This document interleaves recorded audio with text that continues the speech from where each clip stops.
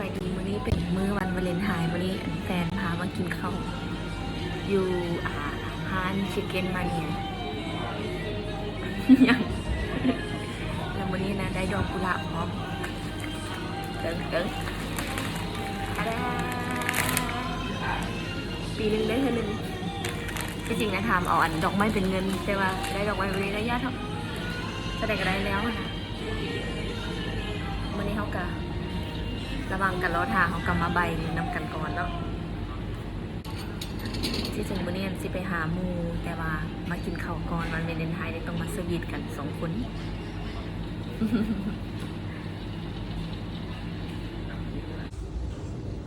เย่แล้วอาหารทุกอย่างก็มาครบพร้อมกันแล้วบ่ดังบ่ได้บ่กล้าบ่ดังคนหลายเอามาเริ่มกันเลยตัวนี้แหละไฮไลท์ไปมัก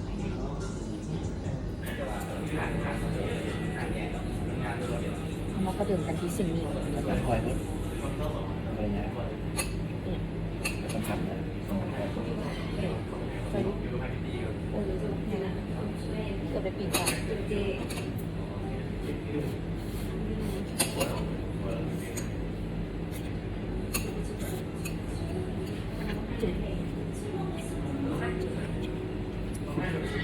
ดูนะค่อยร้านก็จะว่า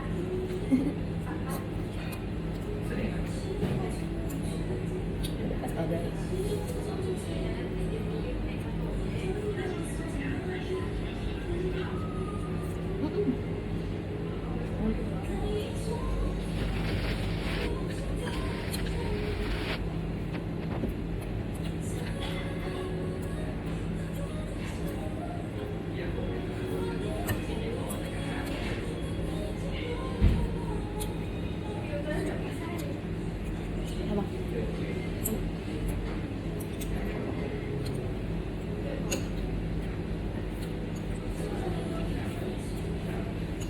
ถูกเลย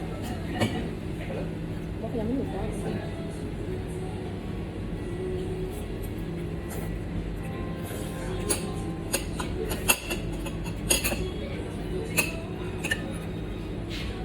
กูดาวพาสาวมากินข้าววันเลนไทน์ไปเบิ่งจากคำเข่าในโบเมียนละ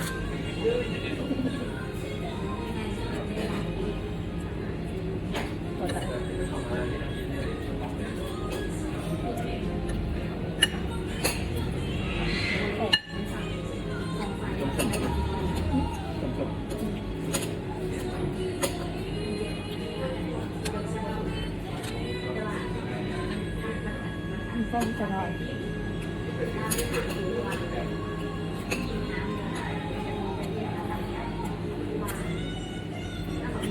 เราไปเนี่ยเป็นเสียที่เราเปิดก็ได้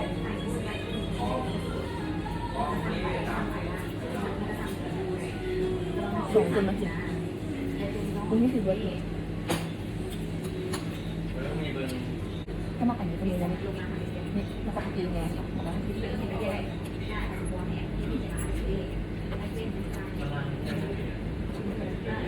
ปล่อยก่อนนี่มีเป็นของมันมีอีกเลยซอส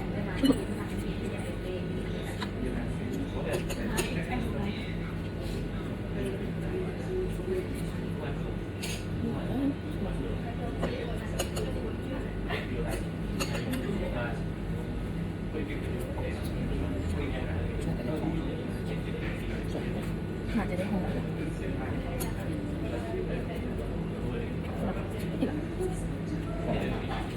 ต้องแบบมีดูแบบว่า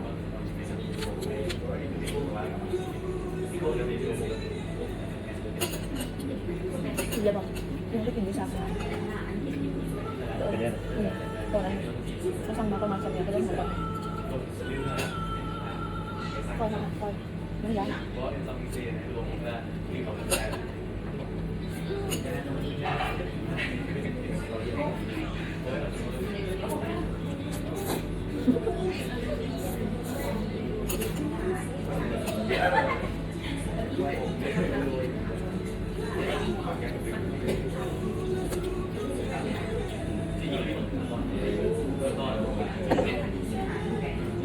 ไปกินไก่ยังมันขับอยู่เป็นมันอันนี้ทานมันดูหวานลงน้อยนึงแล้วเราเคยคนมีที่บ้านก็ได้แบบมีที่ทำก็ได้แบบ มันหวานไหม เหนียวจะมากันแล้วจะเป็นแบบแต่ก็ยังไม่เสียไม่เสียเลยอาจจะคำไหมไปแล้วรู้แต่ยังสุขภาพเลยนี่สิ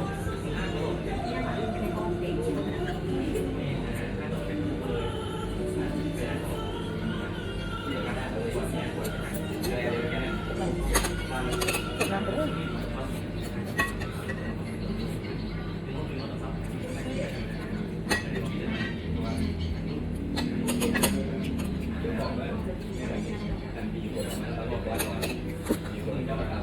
มาแล้ว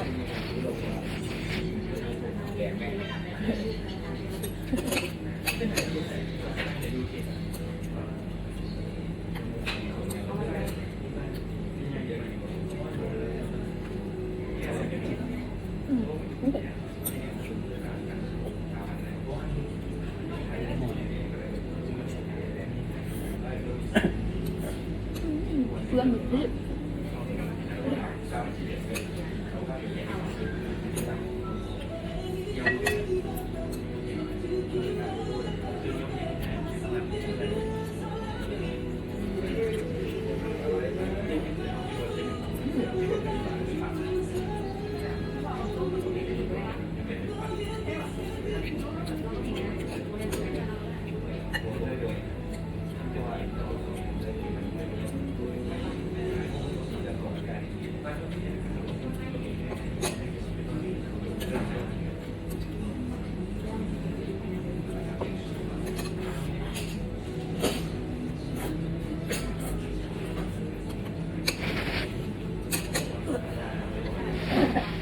คือแบบเป็นเด็กเลยแม่ไม่เด็กเลยจานนี้เยอะนี่คือไก่สวิตดินเนอร์ของพวกเราเอาแบบเซ็ตพร้อมกับไก่ทอดแกงไก่ทอดอาหารทอดคุณพ่อคนนักกินหรือเปล่าไปได้คุณพ่อฮะ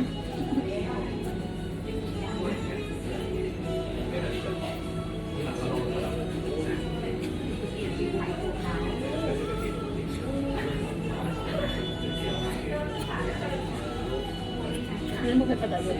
นี่คือ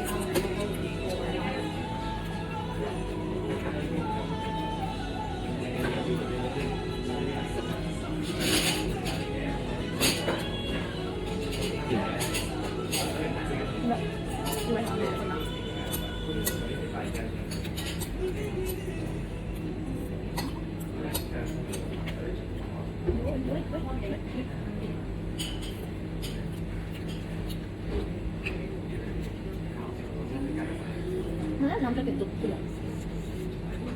อันนี้พวกกินมาเลยมันก็ไม่เก็บหลายมันก็เก็บด้วยนะเก็บแบบเก็บแบบเก็บแบบที่เกาหลีนะ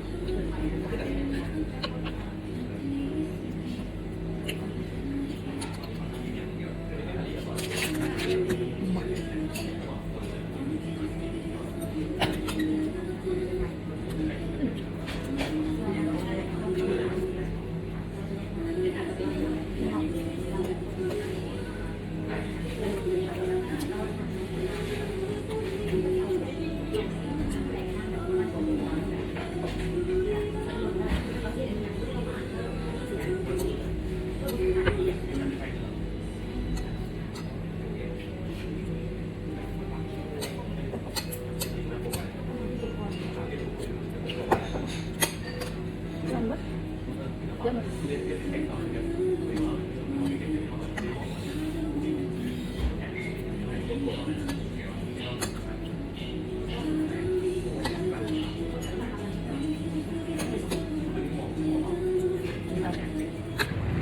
และแล้วตอนนี้เนาะเขาก็กินเข้าแล้วล่ะ มันกำลังจะออกไป ได้ดอกกุหลาบเมื่อเฮือนพร้อมดาดาดา แล้วเขาก็ได้ขึ้นรถแล้ว ตอนนี้เขาก็สามารถเว้าได้หลายอย่าง เป็นจังไหนห้าน รสชาติอาหารเต็ม10ให้เท่าไหร่ คิด ให้7,000 บาทสายรีวิวไปอีกกะโอเคอยู่เรื่องบรรยากาศอหย่างโดยรวมก็โอเค อาหารให้เต็ม10 บาทให้8มื้อนี้นะแซ่บครับพอละบ๊ายบายขอให้ทุกๆคนสมหวังในทุกๆมื้อบ่ว่าจะเป็นวันอหย่างก็แล้วแต่ถึงว่ามื้อนี้จะเป็นวันแห่งความรักก็ขอให้สมหวังยิ่งๆขึ้นไปบ๊ายบายจุ๊บ